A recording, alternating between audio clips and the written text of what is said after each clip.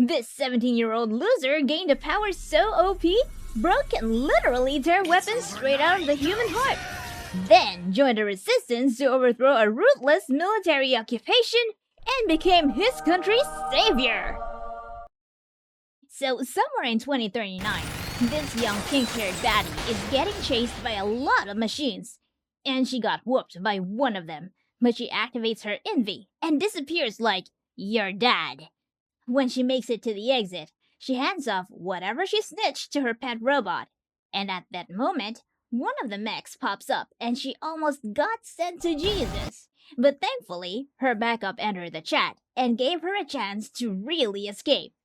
But ain't no way these mechs will let her dip with that milk, so Mofo launches rockets and yeets her under the bridge. Meanwhile, say hello to this socially awkward 17-year-old, Shu Ouma, who's been talking to this side character and gets told that there were reports of a terrorist attack the night before.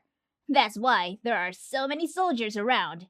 Once bro gets to school, he starts lore dumping and explains that 10 years ago, a virus triggered a full-blown pandemic and clapped Japan in the cheeks so hard they had to call an international backup.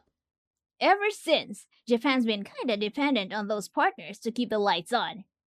After class, Shu makes his way to his secret base, which is an abandoned house in a forbidden area. And bro was surprised by what he found. The pink-haired girl. And since, she just barely survived her life, she didn't trust Shu at first. But they managed to chill together. Shu even shared his food, and bro started striking up a convo with her, especially once he realized she was actually a singer from a really famous band. At this point, the girl reveals that her name is Inori Yuzuriha and asks Shu to take her robot to a specific place in the city. And then, this baldy and his goons show up and brutally beat a teenager. Shu tries to step in, but he just quickly wussed out. So, Major Guin and his evil G.I. Joes take Inori away. And while Shu is trying to recreate the Yamcha pose, the robot funnel shows Shu a map of the place Inori told him about. So, as his redemption arc, he takes the robot to that place. As they reach the location, they find a bunch of hoodlums trying to rob them. 'Cause they thought the robot was a rice cooker. And I ain't joking, that's true, by the way. Then someone shows up, and bro was like, "I have the high ground," started aura farming, and quickly beat the crap out of the retards. So this pretty boy introduces himself as Guy. Yeah, that's his name. He is the Guy. Bro is him. He's the leader of this so-called terrorist group, Funeral Parlor. And then this cat girl came out of nowhere and snatched that robot. Then Guy asked Shu, "Where's Inori?" And Shu was like, well, she was getting interrogated. Then they were attacked by this motherfucker and his goons. And they are such assholes they went full PvP. Started shooting everyone, even civilians. Then one of the mechs attacked them, splitting Guy and Shu apart. So Guy told Shu to protect that very important thing. Search for Inori and rescue her. As the military clashes with Funeral Parlor, Shu finally reaches Inori. And as bro is about to get smacked by some endlave, it accidentally smashes the vial. And it bonds with Shu. Then bro starts pulling out a huge-ass sword coming out of Inori's chest. What the heck are those titties? A 3D printer? Well, anyway, the mechs tried to attack them and bro started parrying that shit like Expedition 33, easily soloing and saving them both.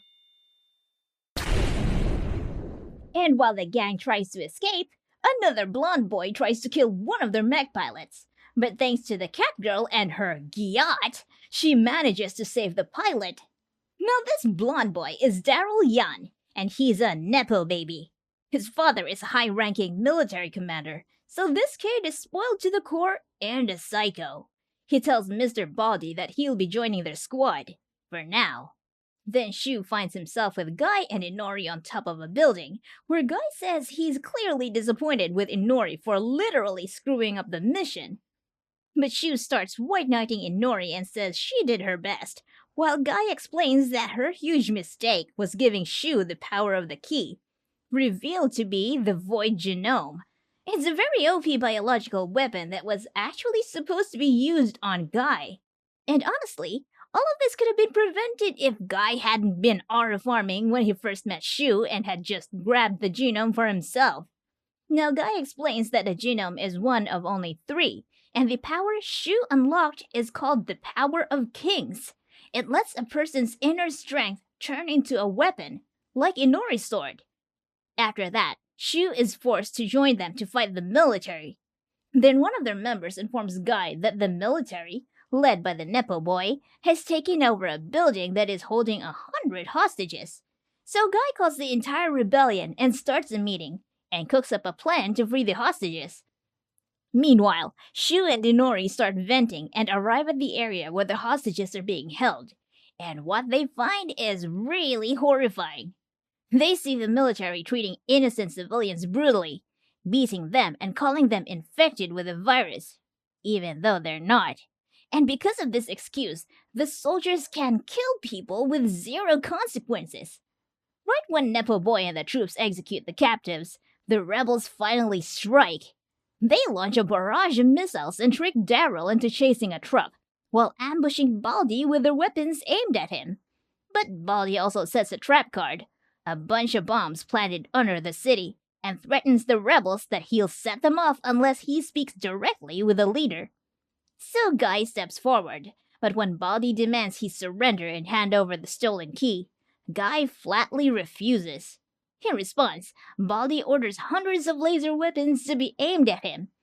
But little did they know this was all Guy's plan all along. At that moment, Shu jumps into action, quickly takes Snapple Boy's own void, and uses it to generate a massive energy shield to protect Guy.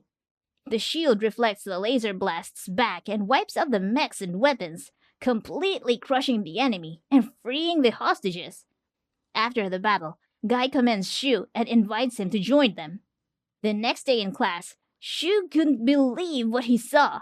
The teacher introduced a new transfer student, none other than Inori herself.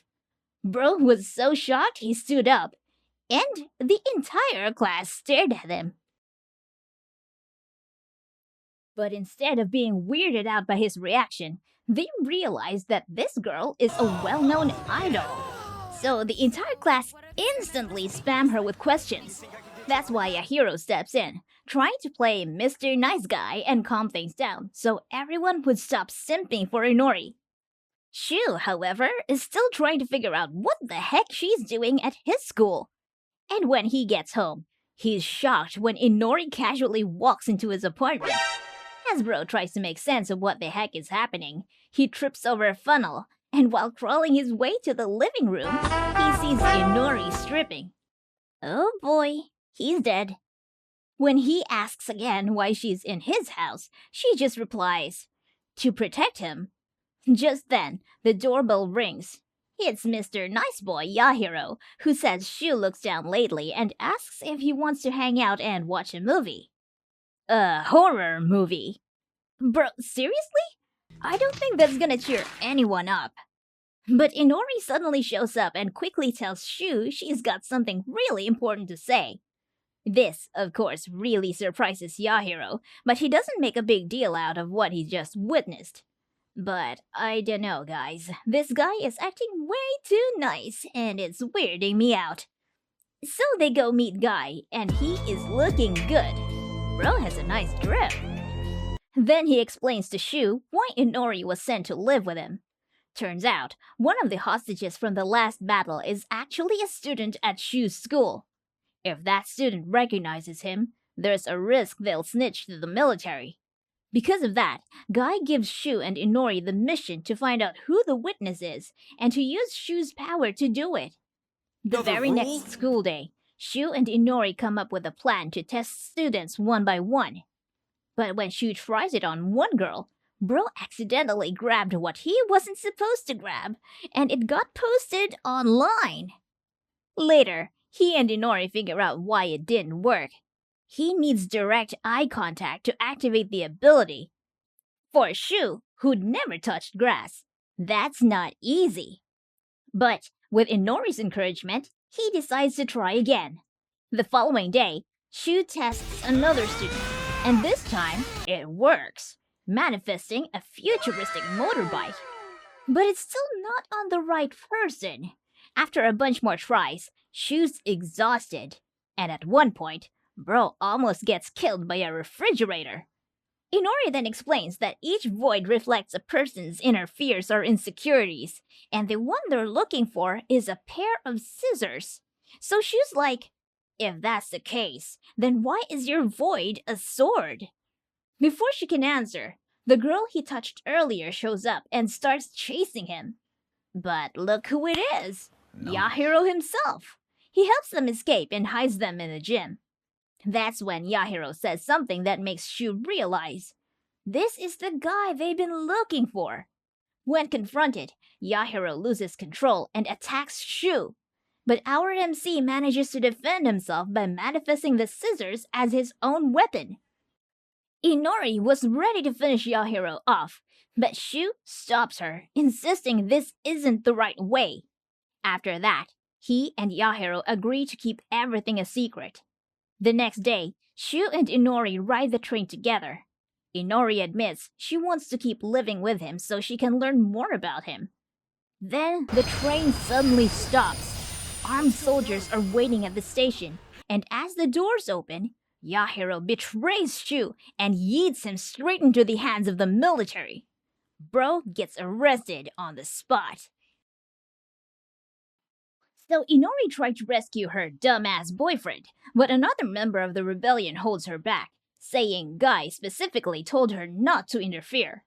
Shu ends up taken away and gets interrogated by Major Makoto Waltz Segai. Wow, that's a long-ass name, but big. Shu ain't saying shit. So Segai has this idea and decides to show him something.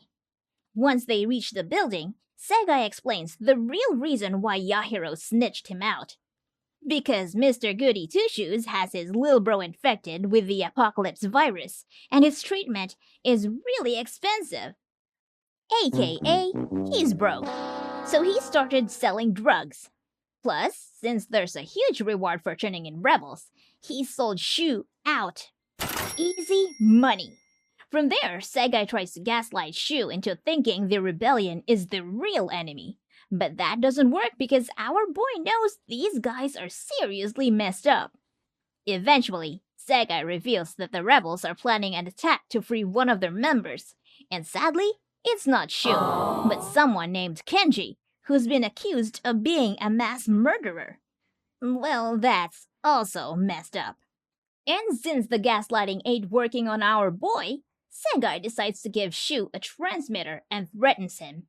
If he doesn't cooperate, they'll capture his pink-haired girlfriend. Okay, Wait, what? now that's really messed up.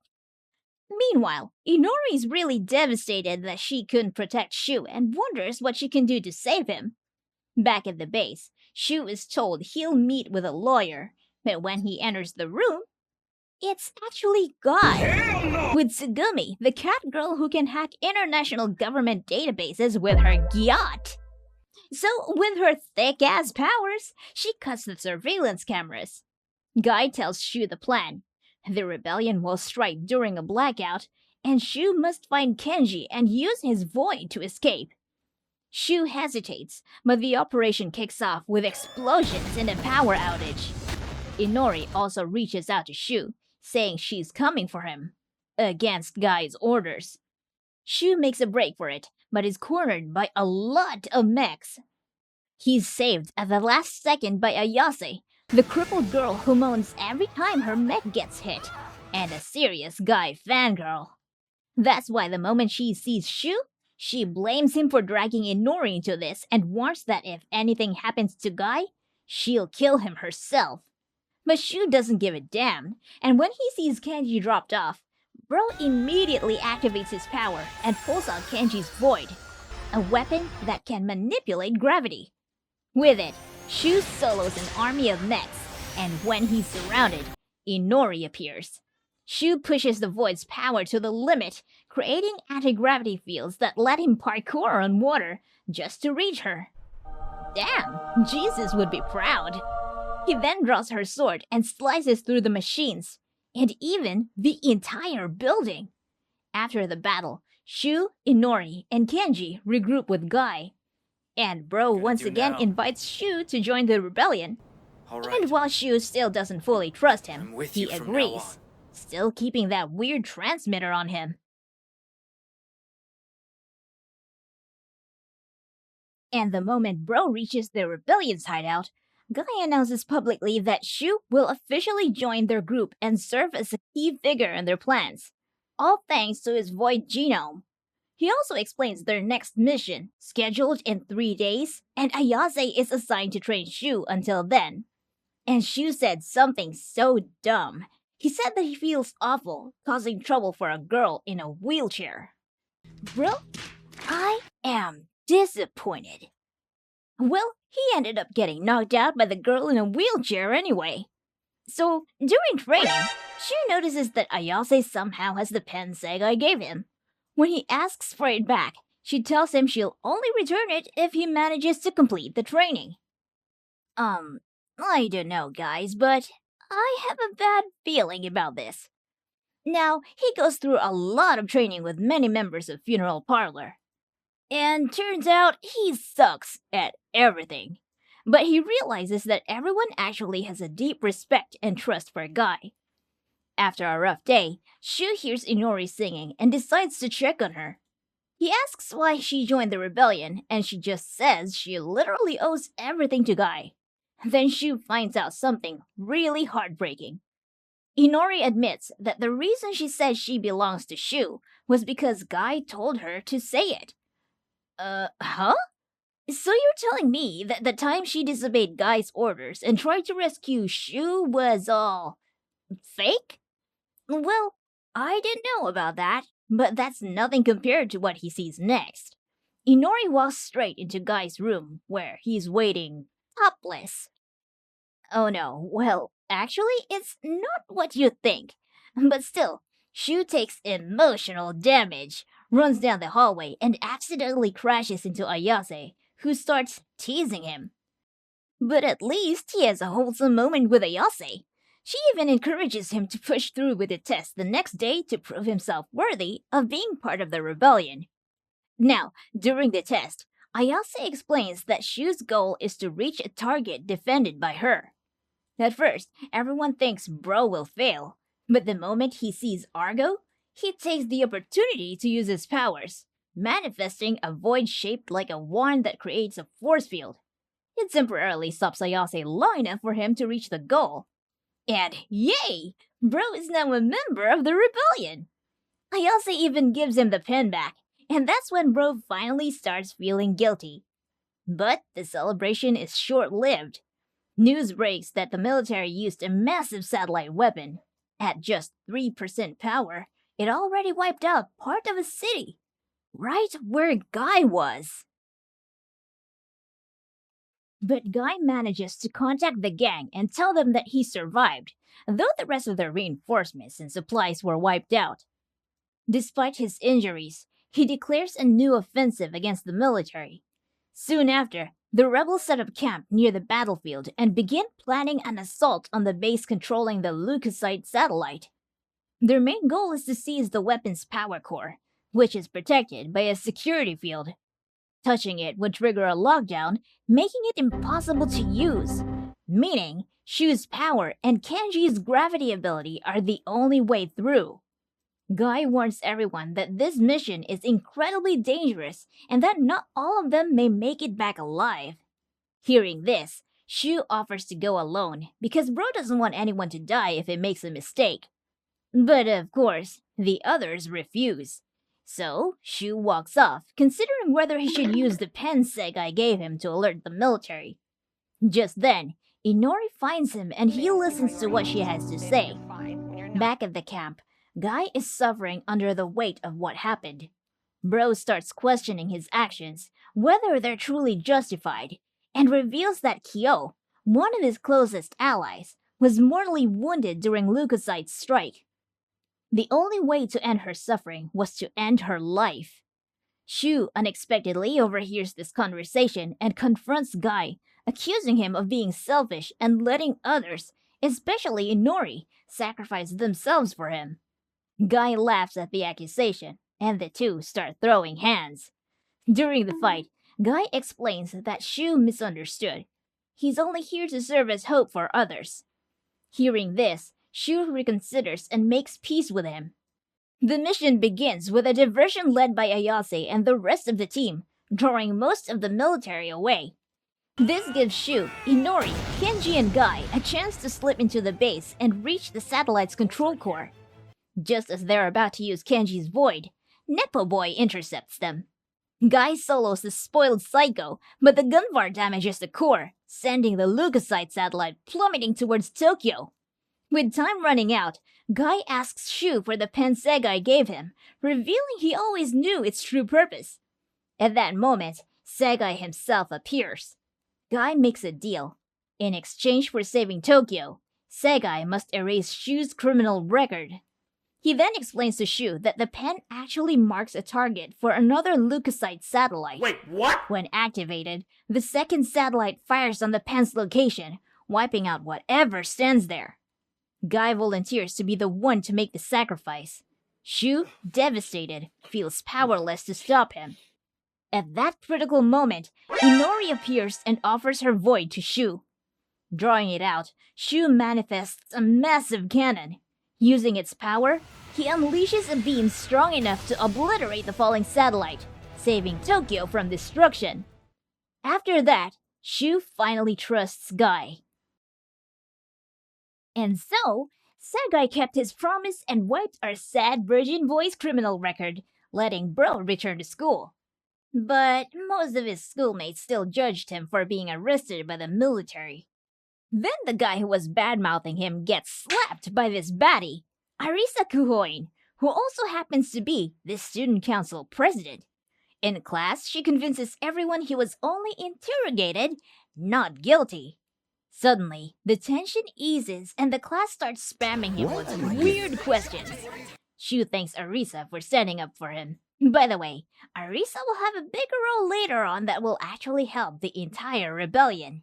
But before we get into that, Haru mentions that Yahiro still hasn't come back since Shu's arrest. Shu looks concerned and Inori asks, "Why are you gay?" Like, why does he even care about the guy who literally betrayed him? All Shu can say is, I don't know. It was so gay. Just then, Shu's mom Haruka comes home and finds Inori there. Shu fumbles for an excuse, but Haruka plays it cool. She sends Shu out to buy some cake and calmly talks with Inori over dinner. Meanwhile, Guy meets Shibungi, who tells him that their resources are drying up after the satellite strike. So Guy says they need a new sugar daddy to back them up. That's why their goal is to persuade Arisa's grandpa, since Arisa is actually from a super rich family. And they're hosting a yacht party. At the same time, the military cooks up a plan to attack it. So Guy and Shu sneak onto the yacht, but then Shu spots his mom at the party. And Bro tries to hide, but he accidentally bumps straight into Arisa. And of course, she instantly recognizes him and she's like, what's this virgin doing here? Come back here! But Guy saves his little homie and starts rizzing Arisa, calling her an armadillo. Nani? And now Neko Girl shows up and warns our virgin boy that the military has finally launched missiles at the ship. So Shu runs to warn Guy, who's still busy talking to Arisa's grandpa. They hatch a plan to use Arisa's void. Guy lures her outside and starts rizzing her again, only to let Shu use her chest to pull her void out, creating energy shields that block the missiles and turn them into some pretty-ass fireworks. Arisa's grandpa, impressed, agrees to become the rebellion's sugar daddy. Easy money. But what the rebellion didn't know was that Guy actually set everything up. He leaked the party info himself so the military would strike, just to secure the alliance. Later, back at Shu's home, Haruka is seen looking at an old photo of herself with Shu as a kid, and someone who looks suspiciously like Inori. So Shu gets ready for a school trip, And when he tells his mom, Haruka's like, "What, you gonna leave me all lonely here?" Then flashes her cake at the camera. She also tells Bro to use the chance to visit his dad. By the way, the whole school trip thing? It's a lie. It's actually Guy's plan. He sends Shu, Inori, and a bunch of classmates undercover to infiltrate a secret military base. To keep things low-key, they crash in a mansion hooked up by their sugar daddy. At the beach, Shu's stuck setting up umbrellas and gets stunlocked by Inori in her swimsuit. But Hare, who we all know has a crush on Shu, didn't want to lose to Inori, so she pulls out the one thing Inori lacks. Her badonkers! Later, Shu visits a cemetery and reveals his dad's grave. That's when Guy shows up, drops some heavy lore, and tells Shu he knew his dad back when he was a professor and one of the first researchers fighting the apocalypse virus. Shu admits he never asked much about his dad because he didn't want to upset Haruka. Guy then takes him to a cliff where the military base is hidden and explains the mission: steal a mysterious stone tied to the virus. And their only way in is Sota's Void. And since this guy is a die-hard Inori fan, Guy suggests using her as a bait to make him cooperate. Something that ticks Shu off. But he has no choice. Back at the mansion, Sota asks Shu if there's really nothing going on between him and Inori. Shu says no, and Sota smugly replies that if that's the case, he'll try asking her out himself. Shu, desperate for the mission to work, actually tells Inori to go along with it. So she ends up walking with Sota and shows her a fan video he made for her. And of course, our sad virgin boy is hiding nearby, boiling with jealousy. When Sota tries to confess, Shu clumsily jumps in, awkwardly blurting his own feelings for Inori, which he doesn't even finish, by the way, then uses his powers to pull out Sota's Void. But Shu didn't know the entire gang was there watching the whole thing, and they started roasting him. Now they all head into the secret base. With Sota's Void, they easily open the hidden passages and reach their target. But it's too late. The stone is already gone. And somehow, Guy knows who stole it. Turns out it was some mysterious dude cosplaying a holy priest who used Shu's dead dad card to sneak in and swipe the weird stone. By the way, this guy is none other than Shuichiro Kato, a high-ranking military commander. Later, Sota wakes up after the mission, and the two sad virgin boys argue about not being honest with each other, then instantly become bros again. The group wraps up the mission on the island and sails home by boat. Back at school, Kanon and Hare are gossiping about their crushes and Yahiro's sudden disappearance. Well, he and his little bro were actually getting hunted by the military. Then Shu shows up and accidentally drops a teapot. Hare, who's been crushing on him, gets all flustered. Kanon, being the wing girl of the year, sets her up, asking Shu to go shopping with Hare. On the train, Hare works up the courage to confess her feelings. She even stumbles into Shu's chest when the train suddenly stops. Just as she's about to say something, a hooded guy comes running for his life, and Shu immediately recognizes him. It's Yahiro, of course. Shu sends Hare ahead because Bro has to confront Yahiro. Yahiro takes Shu to his hideout where Jun is resting and explains how they escaped during the military base attack. Meanwhile, Segai is secretly tracking them, and Hare secretly follows too. Since Yahiro is broke, he actually asks this same friend he betrayed for some cash, because he knows he and Jun can't keep running like this. But instead, Shu calls Ayase for backup, saying he wants to help Jun. Right then, Segai's men ambush them. With no escape, Shu tries to pull out Yahiro's Void, but they argue. Yahiro is shocked because Shu is clearly different now, carrying some real aura, and even promises he'll still save Jun. Finally, Yahiro gives in and lets Shu draw the Void. But Jun sees this, tries to say something, but Shu has no idea what the heck he's saying. Then Nepo Boy shows up again and attacks Shu with energy tracking hooks. But for some reason, Jun reacts, and one of the hooks latches onto him instead, slamming him against the ceiling. Sega realizes Jun's infection reacts just like void energy. The virus spreads into Yan's mech, frying it, and somehow Jun is there, controlling the mech. Then Jun tries to squeeze his big bro, and Shu jumps in to protect Yahiro, only to suddenly get pulled into Jun's memories. He sees Jun's childhood, his bond with Yahiro, and hears Jun begging Shu to end his suffering. With no other choice, Shu grants his wish. He comes back to reality, and the mech collapses. When Yahiro wakes up and asks where Jun is, Shu answers simply, Jun is gone, and he's the one who ended it. And you can see in his eyes that bro already has PTSD.